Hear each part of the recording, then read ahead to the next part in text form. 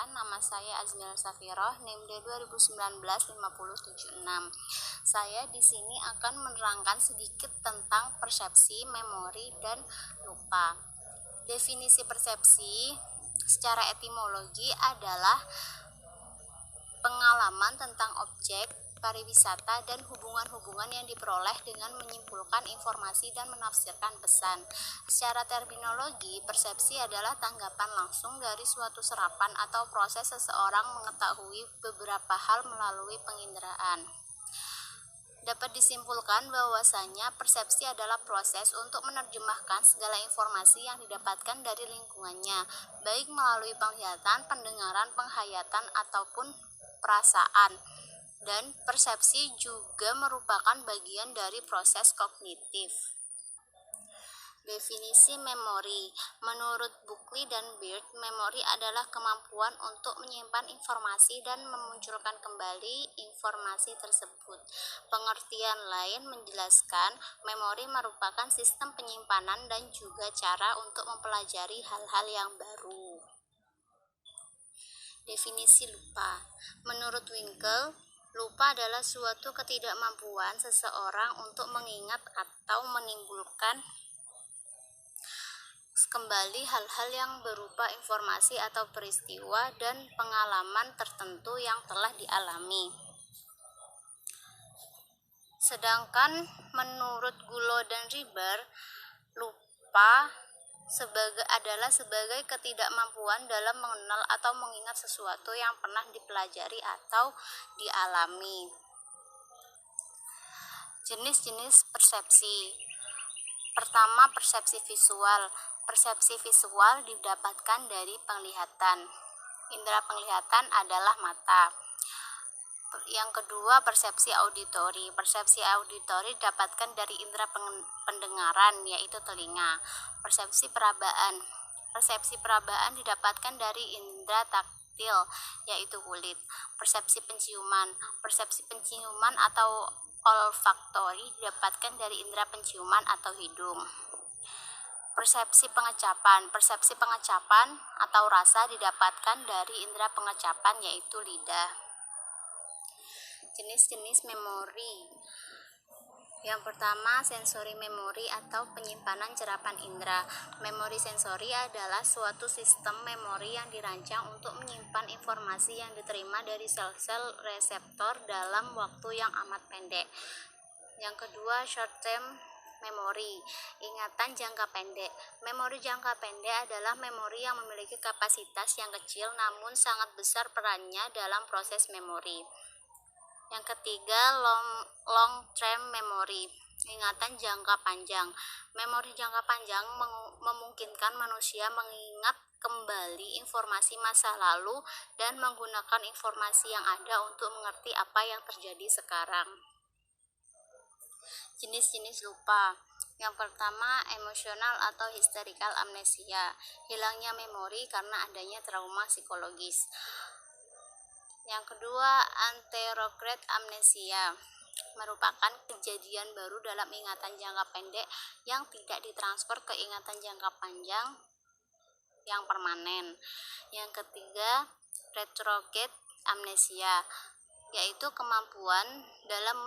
ketidakmampuan dalam memunculkan kembali ingatan yang telah terjadi di masa lalu dan lebih dari peristiwa lupa biasa. Yang keempat, lacunar amnesia, ketidakmampuan dalam mengingat kejadian tertentu seperti ingatan jangka pendek. Yang kelima, post-hypnotic amnesia, yaitu hilangnya memori yang diakibatkan oleh hipnotis. Yang keenam, Korsakoff syndrome, yaitu hilangnya memori yang disebabkan karena adanya rasa kecanduan pada alkohol kronis, yang biasanya penderita rata-rata orang yang suka mabuk. Yang ketujuh, transient global amnesia, yaitu hilangnya memori secara spontan yang bisa berlangsung antara beberapa menit sampai beberapa jam, yang biasanya dialami oleh orang yang lanjut usia. Aspek-aspek lupa. Miftah Toha menyatakan bahwa aspek-aspek yang mempengaruhi persepsi seseorang adalah yang pertama, aspek internal. seperti perasaan, sikap, dan kepribadian individu, prasangka, keinginan atau harapan, perhatian, proses belajar, dan lain sebagainya. Yang kedua, aspek eksternal seperti latar belakang keluarga, informasi yang diperoleh, pengetahuan, dan kebutuhan sekitar, intensitas, ukuran, berlawanan, dan lain sebagainya. Aspek-aspek yang mempengaruhi memori.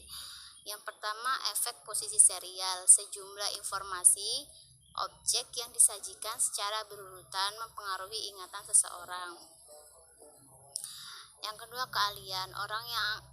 Orang akan lebih mudah mengingat informasi baru dengan baik apabila memiliki latar belakang pengetahuan yang cukup baik di bidang tersebut.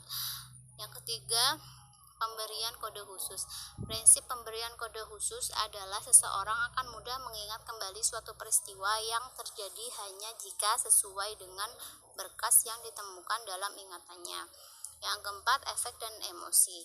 Efek dan emosi terbagi menjadi dua, yaitu Pollyanna Principles, yaitu suatu informasi yang secara emosi menyenangkan biasanya diproses lebih efisien dan tepat daripada informasi yang mengandung kesedihan.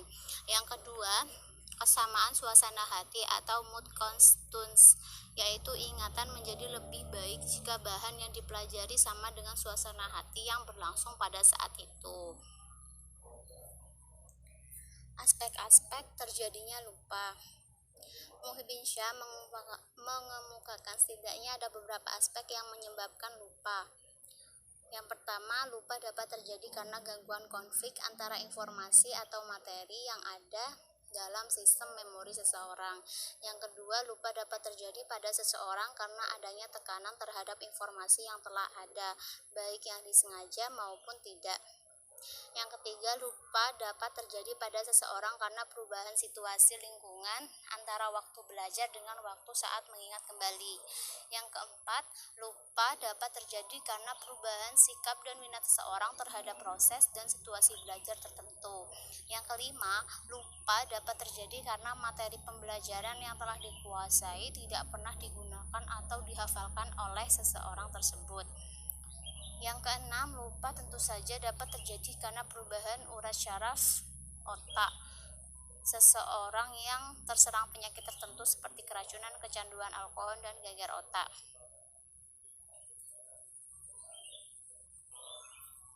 Prinsip meningkatkan daya ingat.